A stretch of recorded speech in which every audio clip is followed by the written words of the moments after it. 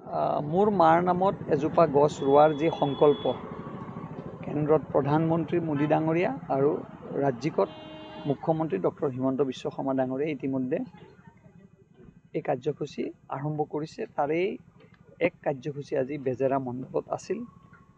এই মণ্ডলৰ সমূহ কাৰ্যকৰ্তাসকলক লগত লৈ আমি এই কাৰ্যসূচী আৰম্ভ কৰিলোঁ। মোৰ লগত কিষাণ মৰ্চাৰ সাধাৰণ সম্পাদক ৰঞ্জিত ভট্ট ডাঙৰীয়া আছিল, মণ্ডলৰ সভাপতি ভাস্কৰ কলিতা প্ৰমুখ্যে বেজেৰা মণ্ডলৰ বিশেষকৈ কিষাণ মৰ্চাৰ সন্মানীয় সভাপতি সম্পাদক সকলোৱে আছিল আৰু দলীয় কাৰ্যকৰ্তা আমি আছিলোঁ। আৰু আজি অসমৰ বিভিন্ন ঠাইত এই কাৰ্যসূচী আৰম্ভ হৈছে। কমলপুৰৰ আমাৰ 3টা মণ্ডলতে 2টা মণ্ডলৰ কাৰ্যসূচী ইতিমধ্যে হৈ গ'ল। আজি এইটো আমাৰ শেষ কাৰ্যসূচী আছিল।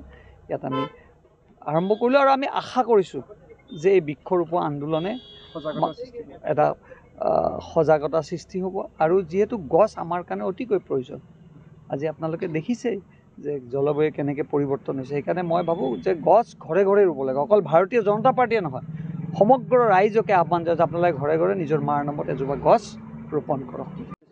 মোৰ মাৰ নামত এজোপা গছ ৰোৱাৰ যি সংকল্প কেন্দ্ৰত প্ৰধানমন্ত্ৰী মোদী ডাঙৰীয়া আৰু ৰাজ্যিকত মুখ্যমন্ত্ৰী ডক্টৰ হিমন্ত বিশ্ব শৰ্মা ডাঙৰীয়াই ইতিমধ্যে এই কাৰ্যসূচী আৰম্ভ কৰিছে। তাৰেই এক কাৰ্যসূচী আজি বেজেৰা মণ্ডলত আছিল।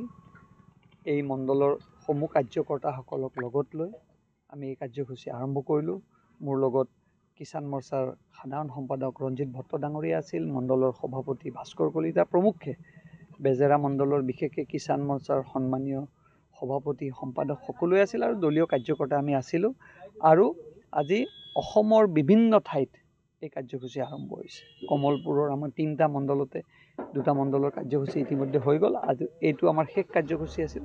ইয়াত আমি আৰম্ভ কৰিলোঁ আৰু আমি আশা কৰিছোঁ যে এই বৃক্ষৰোপণ আন্দোলনে এটা সজাগতা সৃষ্টি হ'ব। আৰু যিহেতু গছ আমাৰ কাৰণে অতিকৈ প্ৰয়োজন, আজি আপোনালোকে দেখিছেই যে জলবায়ু কেনেকৈ পৰিৱৰ্তন হৈছে। সেইকাৰণে মই ভাবোঁ যে গছ ঘৰে ঘৰে ৰুব লাগে। অকল ভাৰতীয় জনতা পাৰ্টীয়ে নহয়, সমগ্ৰ ৰাইজকে আহ্বান জনাইছোঁ আপোনালোকে ঘৰে ঘৰে নিজৰ মাৰ নামত এজোপা গছ ৰোপণ কৰক।